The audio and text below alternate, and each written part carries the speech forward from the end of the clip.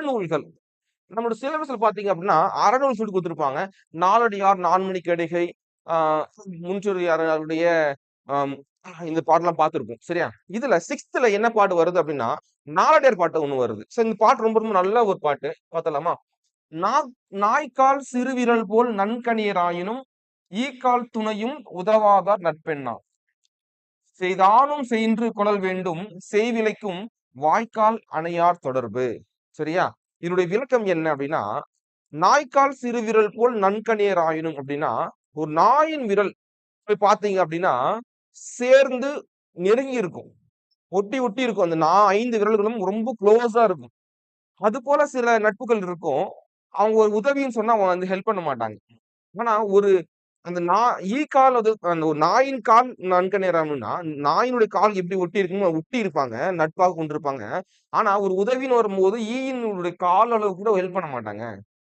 ஆனா ஒரு நட்பு என்பது எப்படி இருக்கணும் அப்படின்னா ஒரு வாய்க்காலை போல இருக்கணும்ன்றாங்க. ஒரு வாய்க்கால் என்ன பண்ணும் நமக்கு, எங்கிருந்தோ வரக்கூடிய தண்ணீரை நமக்கு அளித்து விவசாயம் காக்கும், மக்கள் பசி வாடுவதை போக்கும். அப்போ ஒரு நட்பானது அந்த வாய்க்காலை போல அமைத்துக் கொள்ள வேண்டும் அப்படின்னு சொல்லிட்டுதான் இந்த நாலடியார் பாடலுடைய ஒரு முக்கியமான வரி அமைகிறது. சரியா? இதுதான் பாட்டினுடைய விளக்கம். சொல்பொருள் பாடல். ஓகேவா? நாய்க்கால் அப்படின்றது நாயின் கால், ஈக்கால் என்பது ஈயின் கால், நன்கணியர் என்பது எப்படி பிரிக்கிறாங்க அப்படின்னா நன்கு பிளஸ் அணியர். நம்ம பிரித்ததுக்கு சேர்த்ததுலாம் கம்பல்சரி பார்த்தே ஆகணும். சரியா? அதை ஞாபகம் வச்சுங்க. நெக்ஸ்ட், அணியர் என்பது நெருங்கி இருப்பவர், எண்ணாம் என்பது என்ன பையன், செய்மை என்பது தொலைவு, செய் என்பது வயல், அணையார் என்பது போன்றோர். சரியா? இதனுடைய ஆசிரியர் குறிப்பாத்து நூல் குறிப்பாத்தலாம் 17 கீழ்கணக்கு நூல்களில் ஒன்று நாலடியார். சரியா? இந்நூலை 4 அடி 400 வேளாண் வேதம். சரியா? 4 அடி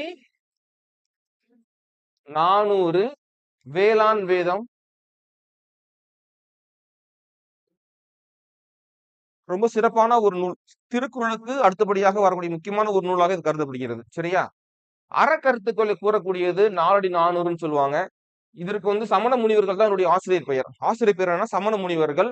குகைகளில் வாழ்ந்தவர்கள் தான் சமண முனிவர்கள். ஞாபகம் வச்சுங்க. ஓகே.